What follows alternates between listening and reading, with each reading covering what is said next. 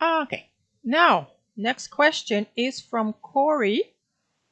So Corey was asking about the tools hidden under the Lighten and Darken. Okay, remove that. So here is the Lighten Darken tool, and that's what shows as default. But there's a whole series of other tools that occasionally we will use. We don't seem to use them as often, at least I don't. Some people tend to use them a lot for photo retouching.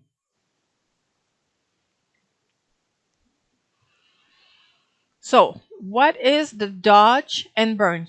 Those are two similar tools. Like if I do the dodge, dodge will lighten wherever I brush, and notice that it loads the same brushes. So I could use even my Halloween brushes. There wouldn't be any point, but they are always loading. So if I brush here, you can see how it lightens the colors. If I right click, it's going to darken. So that can be good, for example, if you have a photo and you need to lighten a little bit on one edge, one side of the face, for example, or a certain area. This will be good for tweaking that. I said that dodge and burn are together. In fact, the dodge, if I left click, I will lighten. If I right click, it will darken. If I select burn, it's the opposite. So for burn, if I left click, it will darken. Doesn't seem to be as obvious, I find. Or lighten, but it might be, oh yeah, the opacity here. Okay, let's do it again. So now that's the left click, and this is my right click. So it's just the opposite of the dodge. Now the smudge, next one, it will do, well, you can guess, it will smudge.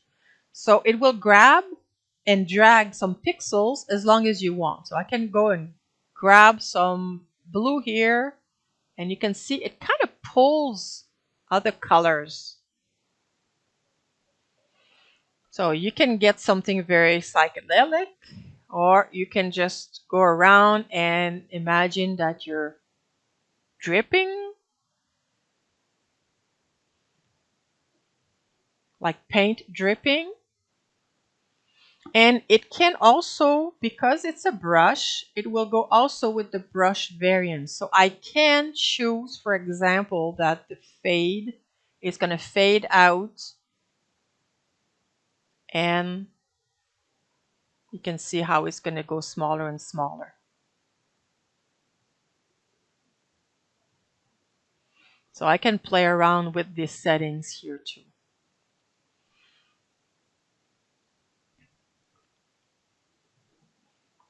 Now you have the push. Okay, I'm going to show an example. This is the smudge. You can see how the colors are kind of pulled. Now the push is just going to take the pixels and drag them, and it should not pull the other colors. Okay, you see how I'm just pulling that section here, and I'm not pulling any other colors. Now the soften and sharpen, the next ones, soften and sharpen, they're just like they are named. So if you have here, I can sharpen. Oops, I have to change. If I soften, I'll just zoom in so you can see better once it's loaded.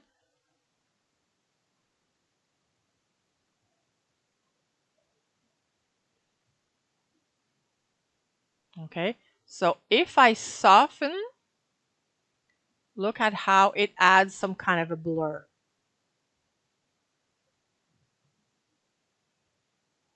So it could be a way, for example, to add some blur in some spots only. So the top is blurred. And it seems to be incremental. So you can keep blurring and blurring and softening. Not blurring, they call it softening. But the end result is the same as a blur. On the other hand, the sharpen will do the opposite. So if I go at the bottom part, again, I have to let that load. You can see how it sharpens. It's kind of adds, almost adds some noise, I find.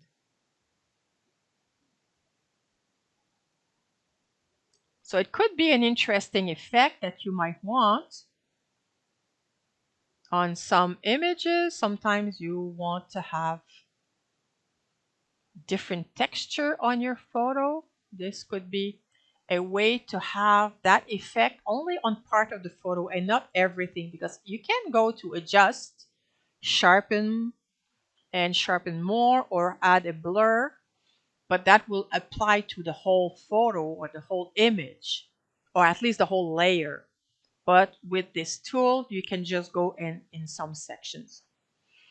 Now the emboss, well, it does exactly the same as the texture emboss.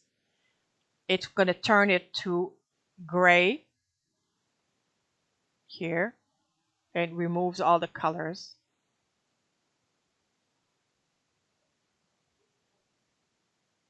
There. Uh, Now, the other one, I'm going to open another image to show you the difference.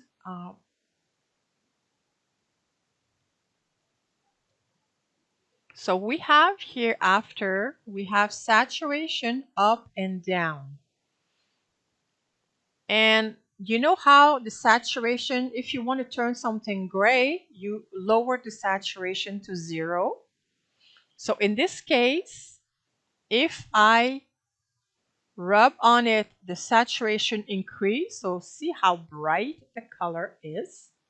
But if I was to use my right button, it will turn completely gray with no color anymore. And of course, you can adjust that with the opacity, so you can get brighter, but not necessarily as bright. But sometimes you might have some elements, some parts of your photos that you want to have brighter. You can use that.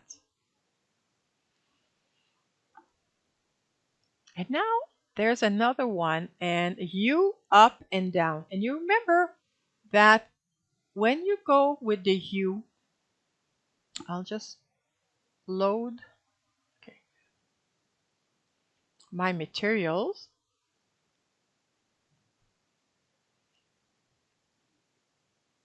You have the hue here, say 137, and depending on the color you pick, it goes up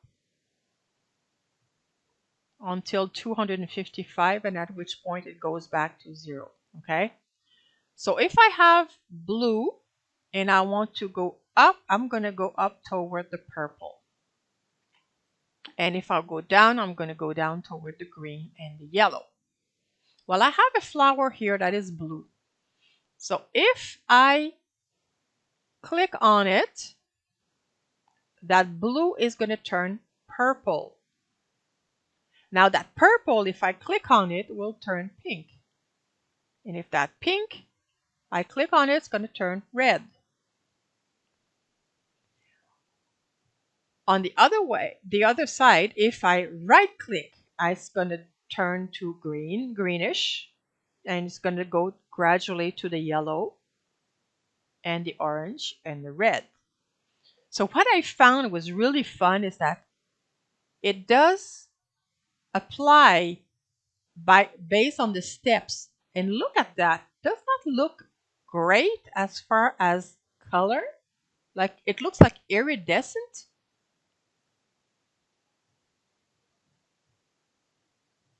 So imagine you start with an element that is completely solid color, and you can end up with something very, very different. Yeah, rainbow petals. It looks a little bit like that, that rainbow you see with oil, if there's a thin layer of oil on water, that kind of looks like that. Okay, now we have also change to target, and the change to target will change all the pixels to the target. So for example, if I want to have something pink, everywhere I will brush, I'm going to use it a little smaller, it's going to turn pink. And okay, I'm going to change that again.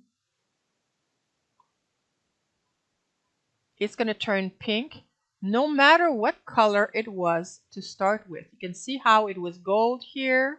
It's still going to turn pink. It keeps all the shading. So it's kind of interesting for that. You can change the color of somebody's shirt, pants, hair, eyes, whatever, because it's going to get to that new color. So that is changed to target. However, there is also the color replacer. The color replacer will replace the background color. So in this case, it will be the white by the pink. In my flower, that won't work.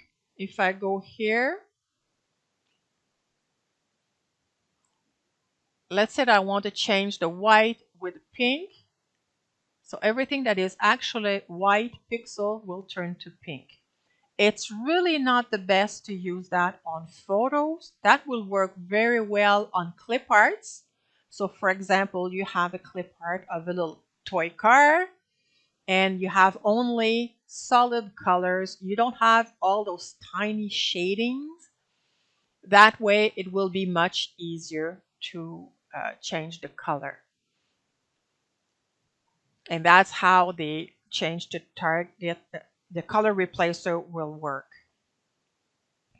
And you can try, for example, I might say, I want to change the green, the light green. Oh, I want it here. I want to change that to some orange. So if I do that, again, it always has to load. It doesn't seem to be doing very good, because I probably don't have that many. Oh, maybe the tolerance. Ah. So what happens here, if you can see, is that my tree can turn to fall because the green is going to turn orange.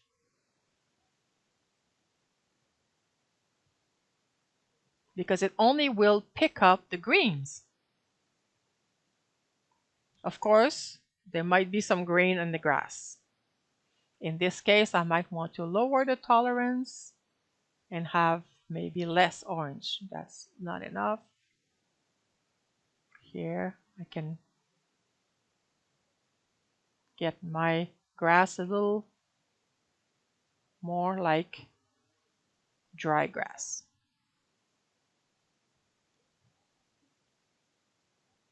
So this can be one way to use this, as long as you can know what color you want to replace and by what color you want to replace. But it's only one color at a time. So it can be interesting the way, depending on how you use that. So if we look at our scene, see, this is in the fall and this is still in full summer. Yes, it could work with elements, but again, it will depend on the kind of shading you have. So for example, if I have that yellow flower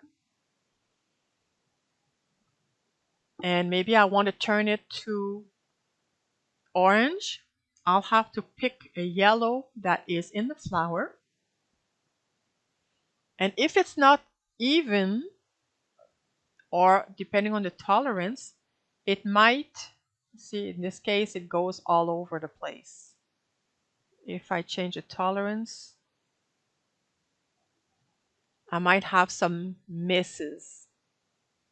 So in this case, it might not look that great. But you know that you have that tool, so you can try it depending on the kind of project you have, or the kind of photo, or the kind of color. Or if you like that grungy look that you end up with, kind of looks like, I don't know, rust over, that might work.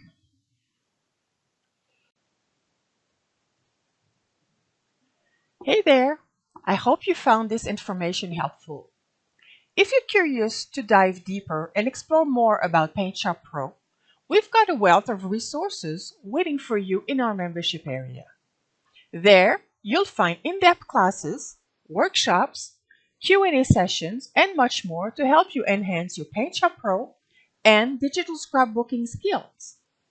Feel free to check it out. The link is in the video description below. Thanks for watching, and see you in the campus!